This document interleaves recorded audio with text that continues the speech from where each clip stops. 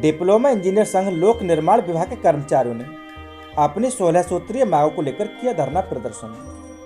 आपको बता दें कि डिप्लोमा इंजीनियर संघ लोक निर्माण विभाग उत्तर प्रदेश संवर्गीय समस्याओं के प्रति विभागीय उदासीनता के विरुद्ध एक दिवसीय धरना प्रदर्शन किया। पूरा मामला पूर्व श्री राम की नगरी अयोध्या का है, जहां पर प्रदर्शन में लोक निर्माण विभाग संघ के पदाधिकारी और कर्मचारी मौजूद रहे। उन्होंने अपनी 16 सूत्रीय मांगों को लेकर धरना प्रदर्शन किया और मुख्यमंत्री व प्रधानमंत्री को जिलाधिकारी के माध्यम से ज्ञापन भी सौंपा।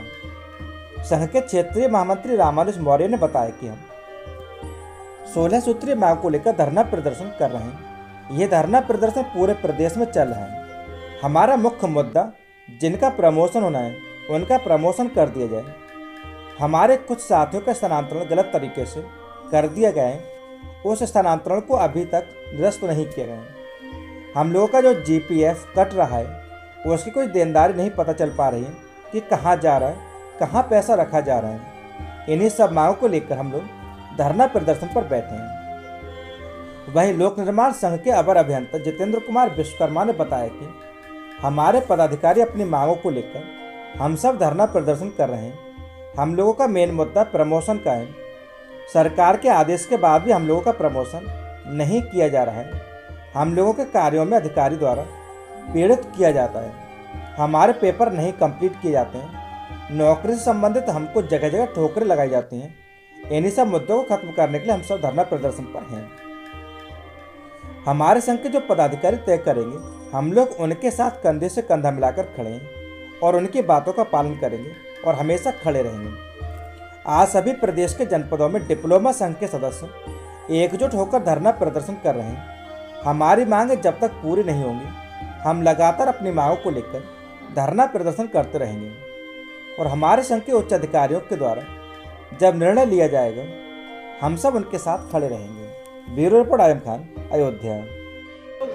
जो भी मांगे हमारी रही, हमारे वरिष्ठ नेता लोग आपको बताए हैं कि हम लोगों का प्रमोशन का मुद्दा है। हम लोगों को कार्यों में जहाँ जगह जगह जो अधिकारियों द्वारा पीड़ित किया जाता है, परेशान किया जाता है, हमारे पेपर नहीं तैयार किए जाते हैं, नौकरी से संबंधित हमको जगह जगह जो है ठोकरें लगाया जाता है, उसी को मुद्दे को ख़त्म करने के लिए हम लोग धरना प्रदर्शन में है। हमारे उच्च पदाधिकारी नेतागण जो भी तय करेंगे, जहाँ तय करेंगे, पूरी प्रदेश के सभी डिप्लोमा इंजीनियर संघ के सभी सदस्य एक साथ जुट होकर के हम लोग धरना करेंगे, बहिष्कार करेंगे।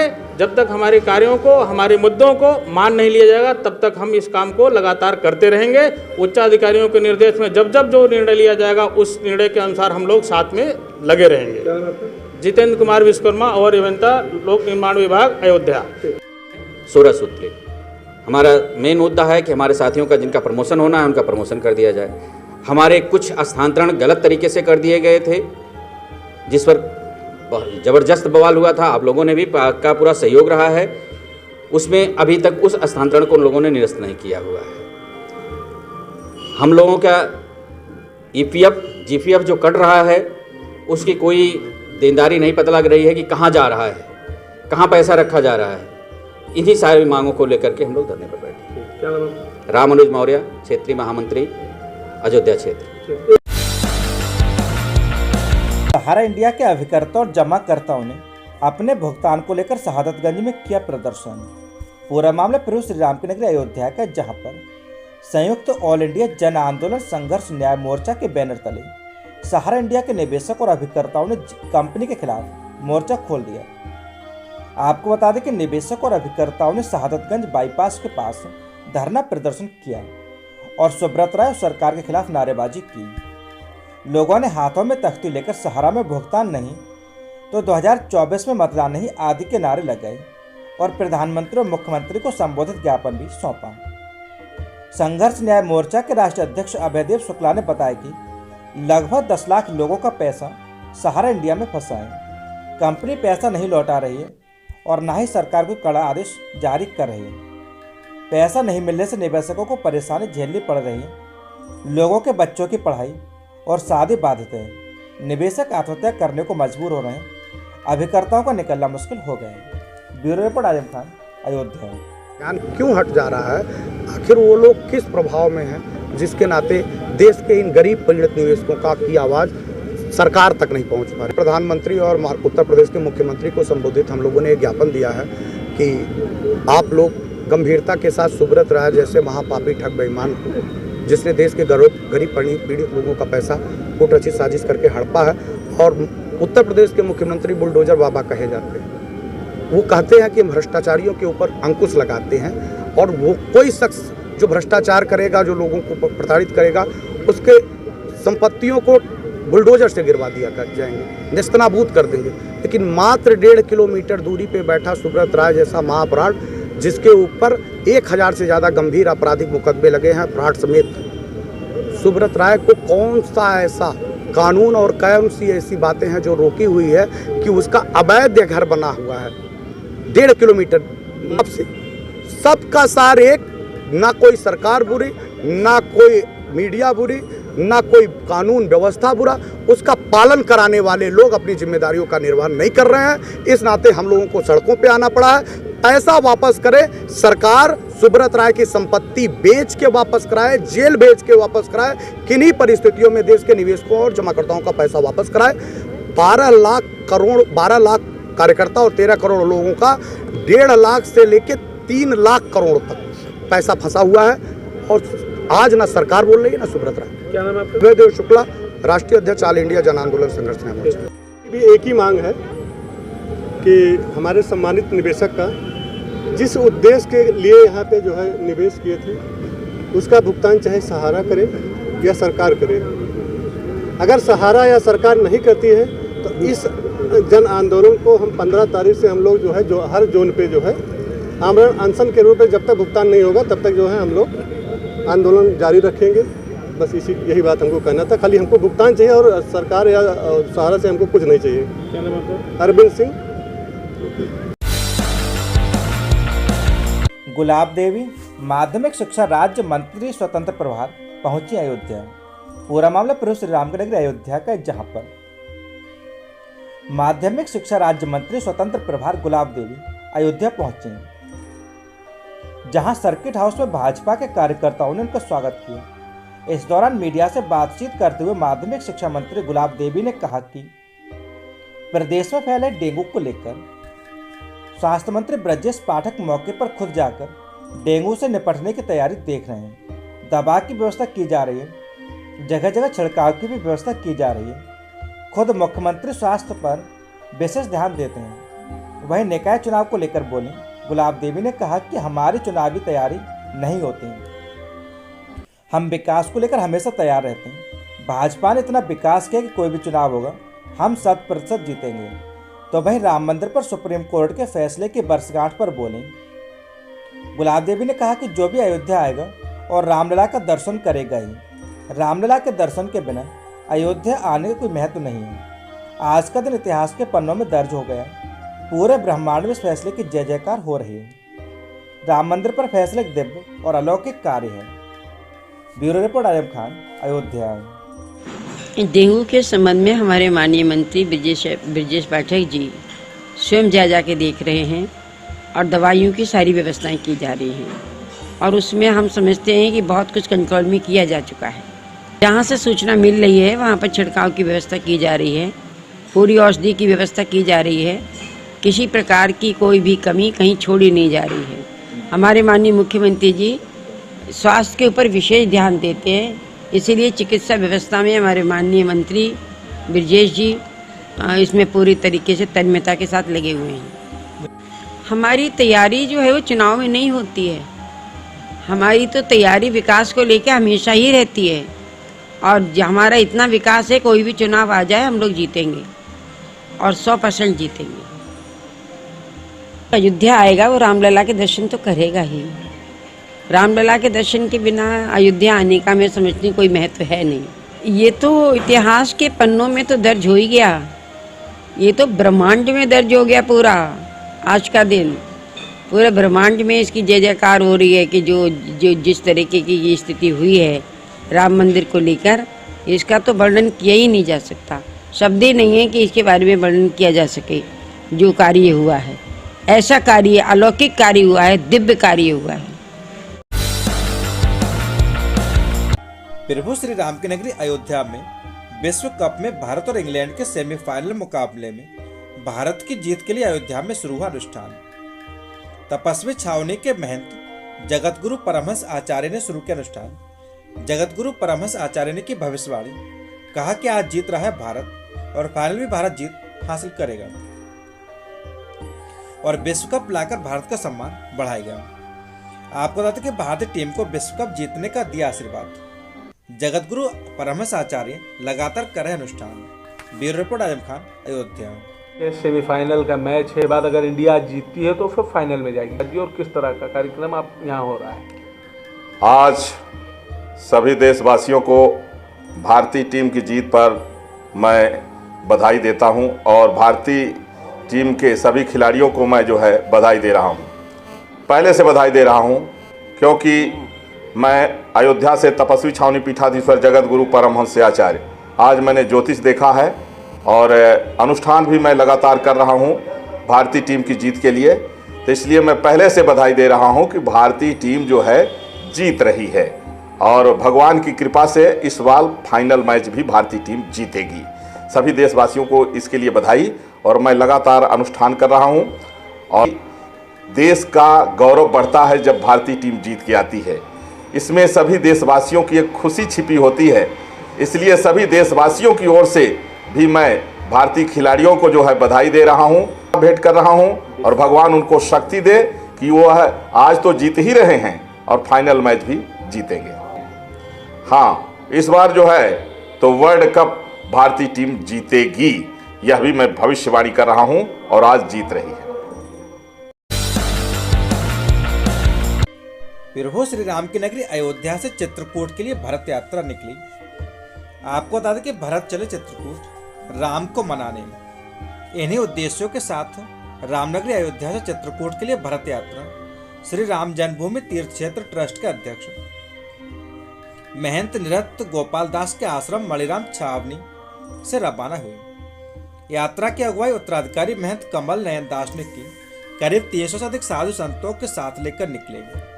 दरअसल यह भरत यात्रा तपोस्थली भरतकुंड, श्रृंगी ऋषि आश्रम, प्रयागराज सहित अन्य स्थानों पर भ्रमण करते हुए चित्रकूट पहुंचेगी। यात्रा की जानकारी देते हुए मणिराम दास छावनी के महंत कमल नयन दास ने बताया कि 50वें वर्ष से श्री भरत यात्रा का आयोजन किया जा रहा है। भरत यात्रा का लक्ष्य जन जन के अंदर आपसी प्रेम पैदा करना, समाज की बुराई को दूर करना, कुछ और समाज की व्यवस्था को दूर करना, समता समरसता स्थापित करना है। सब में आपस में प्रेम होगा।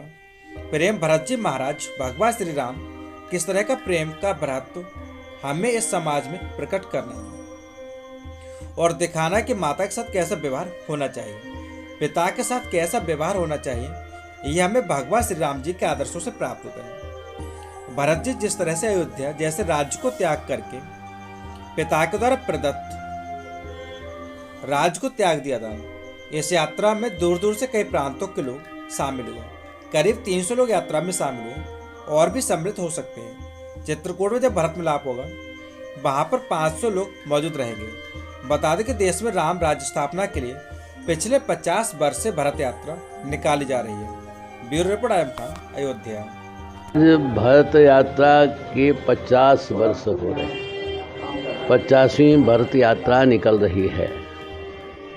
समय की विषम परिस्थितियों को देखते हुए पूज्य श्री गुरुदेव भगवान, पूज्य श्री ब्रह्मचारी प्रभुदत्त जी महाराज ने भरत यात्रा प्रारंभ की। भरत यात्रा का लक्ष्य है जन जन के अंदर आपसी प्रेम पैदा करना, समाज की वैमनस्यता को दूर करना, समता समरसता स्थापित करना,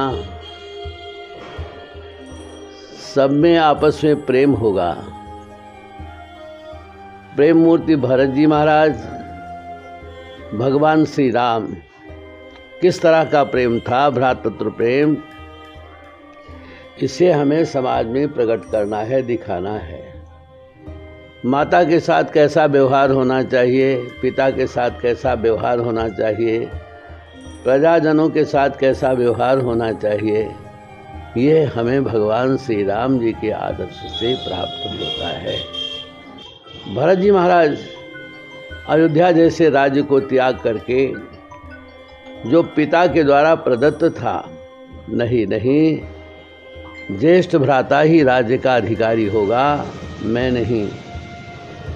प्रेम मूर्ति भरत जी महाराज भगवान श्री राम जी को मनाने के लिए जंगल जाते हैं। वहाँ से सांत्वना लेकर के तब लौटते हैं, चरण पादुका लेकर के लौटते हैं, और 14 वर्षों तक सिंहासन पर भगवान की चरण पादुका को पधराया है। उनके लिए यह लगता था चरण पादुका जड़ नहीं, सजीव है। मांगे मांगे आयसु करत, राजकाज सौभात, सब कुछ राजकाज करते थे। तो उस भ्रातृत्व प्रेम को हमें समाज में प्रकट करना है, समाज को बताना है। यही उद्देश्य भरत यात्रा का है। सब में आपस में प्रेम होगा, समाज सुखी होगा, सभी संपन्न होंगे, राष्ट्र सुखी होगा, राष्ट्र अखंडित होगा। यही लक्ष्य है हमारा। भारत यात्रा में दूर दूर से कई प्रांतों के लोग आए हुए हैं। कम से कम 300 लोग जा रहे हैं साथ में। रास्ते में और भी सम्मिलित होते जाएंगे। चित्रकूट में जब भारत मिलाप होगा उस समय काफ़ी भीड़ रहेगी, कम से कम 500 लोग रहेंगे चित्रकूट में।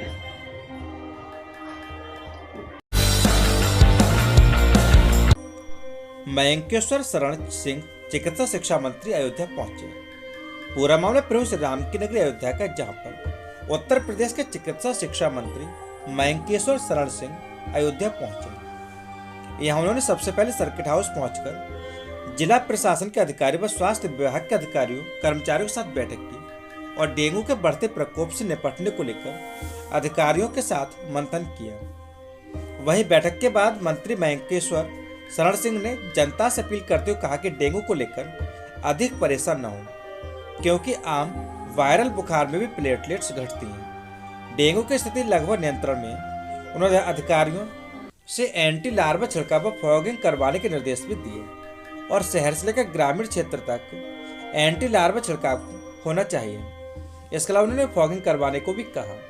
उन्होंने कहा कि अगले 20 से 25 दिन तक एंटी लार्वा का छिड़काव होता रहे। उन्होंने आम जनता से अपील करते हुए कहा कि अपने घरों के आसपास पानी इकट्ठा ना होने दें। अगर घर के आसपास पशु या चिड़िया के लिए रखते हैं तो उस पानी को रोज बदलते रहें, जिससे कि डेंगू का प्रकोप रुक सके। Bureau report Azam Khan, Ayodhya. देखिए, सबसे पहले तो मैं आप लोगों के माध्यम से अयोध्या की सभी जनता से ये अपील करना चाहता हूँ कि किसी भी तरह का पैनिक ना लें। ये भी देखने में आ रहा है कि जो आम वायरल बुखार है उसमें भी प्लेटलेट घटती है, तो किसी भी तरीके का पैनिक ना लें। स्थिति लगभग पूरी तरीके से नियंत्रण है। जो छिड़काव है लार्वा, एंटी लार्वा छिड़काव, उसकी भी व्यवस्था हम लोग पूरा नगर निगम के लोग भी थे, अधिकारी भी थे, उनके साथ भी पंचायत राज विभाग के भी अधिकारी थे, उनके साथ भी बैठ के कि पूरे शहर में और ग्रामीण इलाकों में भी इसका एंटी लार्वा का छिड़काव और फॉगिंग की व्यवस्था अधिक से अधिक मात्रा में हो, इसकी व्यवस्था सुनिश्चित करें और अगले 20-25 दिन तक रोज़ जो है इसकी व्यवस्था बनी रहेगी। मंत्री जी, एक मेरा आपके माध्यम से ये भी जनता से आग्रह है कि हम लोग घरों में किसी भी बर्तन में या कहीं कहीं आप देखे होंगे कि अगर टायर ख़राब हो गया, टायर रखा हुआ है तो टायर में भी पानी जमा हो जाता है। लोग चिड़ियों के लिए पानी के लिए वो करते हैं, तो उनसे भी मेरा आग्रह है कि ये पानी हर दूसरे दिन बदलता रहे, क्योंकि डेंगू का जो मच्छर है वो साफ़ पानी में होता है। हम लोग घरों में बाथरूम में जो बाल्टी रखते हैं उसमें भी पानी न जमा करें, क्योंकि अगर उसमें पानी आम एक हम लोग में धारणा रहती है कि खाली बाल्टी घर में नहीं रखी जाए, तो वो बाल्टी को या अगर सीधा ना रखें तो उसको पलट दें। ये छोटी छोटी प्रिकॉशनरी। और एक बहुत महत्वपूर्ण चीज़ इस बीच इधर 4-5 दिनों में देखने को मिली है कि हमारे घरों में जो फ्रिज है, फ्रिज में जो फ्रीज़र के नीचे